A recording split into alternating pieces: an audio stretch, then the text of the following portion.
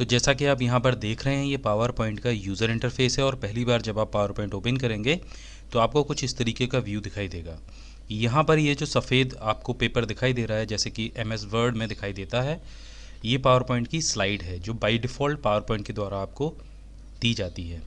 इन slides का एक preview आपको यहाँ साइड में भी दिखाया जाता है और ये जो ऊपर वाला हिस्सा है ये सेम MS वर्ड और एक्सेल की तरह ही यहाँ पर काफ़ी सारे ऑप्शन दिए गए हैं।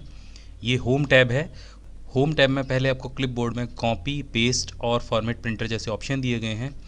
यहाँ पर दूसरा जो ऑप्शन है वो स्लाइड का है और जब आप न्यू स्लाइड पर क्लिक करते हैं तो आपको माइक्रोसॉफ्ट ऑफिस की तरफ से पावर पॉइंट की कई सारे स्लाइड्स के थीम्स दिए गए जाते हैं।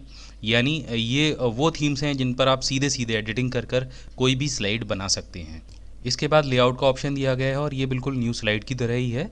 यहाँ पर भी आपको करीब 9 तरीके के लेआउट यहाँ पर मिल जाएंगे जो कि बिल्कुल न्यू स्लाइड की तरह ही दिए गए हैं। इसके बाद यहाँ पर रीसेट का ऑप्शन दिया गया है। अगर आपने पावर पॉइंट द्वारा दिए गए किसी लेआउट में कोई बदलाव किया है और आप उसे रीसेट करना चाहते हैं, जैसे कि हम यहाँ पर करके देख लेते हैं। ये जो टेक्स्ट बॉक्स है इसे हम अलग उठा के रख लेते हैं और हम चाहते हैं ये पूर्व स्थिति में चला जाए, तो आप सिर्फ रीसेट के बटन को क्लिक करेंगे और जो स्लाइड है वो अपनी पुरानी स्थिति में चली जाएगी। यहाँ पर एक ऑप्शन सिलेक्शन के लिए दिया गया है और इसके भी उपयोग हम आगे जानेंगे जब हम स्लाइड बनाएंगे।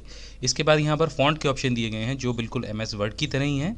बस यहाँ पर एक चीज़ और एक्स्ट्रा है, यहाँ पर ये जो बटन है ये शेडो के लिए है। टेक्स्ट शेडो MS वर्ड में नहीं होता है, ना एक्सेल में होता है। यहाँ पर सिर्फ आपको ये पावर पॉइंट में दिखाई देगा और जब आप कोई वर्ड लिखते हैं, जैसे हम यहाँ पर लिख देते हैं माई बिग गाइड, और जब आप टेक्स्ट शेडो का इस्तेमाल करते हैं तो ये कुछ इस तरीके से आपके जो टेक्स्ट है उसके पीछे एक शेडो आ जाती है, यानी छाया आ जाती है। और बाकी जो सारे ऑप्शन हैं वो बिल्कुल MS वर्ड की तरह ही हैं। Bold, italic, underline, font size increase और डिक्रीज़ का ऑप्शन दिया गया है। इसके साथ में ऑप्शन दिया गया है यहाँ पे केस चेंज का। और इसके बाद यहाँ पर एक और महत्वपूर्ण चीज़ दी गई है, वो है कैरेक्टर स्पेसिंग। इससे आप अपने शब्दों के बीच में जो जगह है उसको बढ़ा या घटा सकते हैं। यहाँ पर आपको पैराग्राफ से संबंधित ऑप्शन दिए गए हैं और साथ में यहाँ पर आपको ड्राइंग से रिलेटेड ऑप्शन दिए गए हैं, क्योंकि स्लाइड बनाते समय कई सारी ड्राइंग करनी पड़ती हैं। और अंत में आपको फाइंड, रिप्लेस और सेलेक्ट का टूल दिया गया है जो कि काफ़ी महत्वपूर्ण टूल्स हैं। दूसरा जो टैब है वो है इंसर्ट का। इंसर्ट के टैब से आप कोई भी पिक्चर, स्क्रीनशॉट्स और शेप्स, स्मार्ट आर्ट और वर्ड आर्ट, ऐसी सारी चीज़ों को अपनी स्लाइड शो में इंसर्ट करा सकते हैं। साथ ही यहाँ पर जो सबसे हटके जो चीज़ है वो है वीडियो और ऑडियो। जी हाँ, आप अपने पावर पॉइंट प्रेजेंटेशन में सीधे सीधे वीडियो और ऑडियो क्लिप्स भी ऐड करा सकते हैं, चाहे वो ऑनलाइन हो या ऑफलाइन हो। आपके कंप्यूटर से भी आप ले सकते हैं और यहाँ पर जो ऑप्शन है उसकी मदद से आप सीधे सीधे रिकॉर्ड भी कर सकते हैं। इसके बाद में आता है डिज़ाइन का ऑप्शन। यहाँ पर बाय डिफ़ॉल्ट माइक्रोसॉफ्ट ऑफिस की तरफ से आपको कई सारे जो डिज़ाइंस हैं आपकी स्लाइड्स के लिए वो दिए गए हैं। आप किसी पर भी क्लिक करके सीधे सीधे वो डिज़ाइन अपनी स्लाइड पर अप्लाई कर सकते हैं। इसके बाद में यहाँ पर स्लाइड साइज़ का ऑप्शन दिया गया है। अगर आपका जो मॉनिटर है वो स्टैंडर्ड है तो आप ऊपर वाले साइज़ को सिलेक्ट कर सकते हैं, और अगर आप वाइड स्क्रीन मॉनिटर का इस्तेमाल करते हैं तो आप नीचे जो वाइड स्क्रीन साइज़ है उसको इस्तेमाल कर सकते हैं। यहाँ पर फॉर्मेट बैकग्राउंड का ऑप्शन दिया गया है जिसकी मदद से आप अपने बैकग्राउंड को सीधे सीधे फिल कर सकते हैं और सभी स्लाइड्स पर एक साथ अप्लाई कर सकते हैं। और यहाँ पर जो अगला टैब दिया गया है वो ट्रांजिशंस, और इस टैब की मदद से आप एक स्लाइड से दूसरी स्लाइड पर जाने वाले एनिमेशंस को कंट्रोल कर सकते हैं या उन पर एनिमेशन लगा सकते हैं।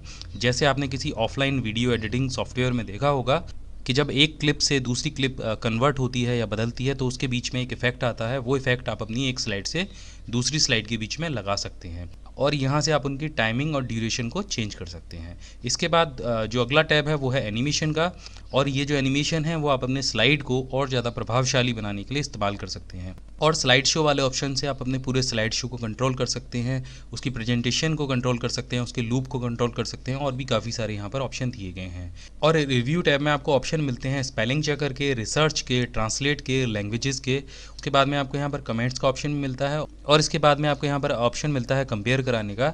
इस ऑप्शन से आप एक प्रेजेंटेशन को दूसरी प्रेजेंटेशन से कंपेयर करा सकते हैं।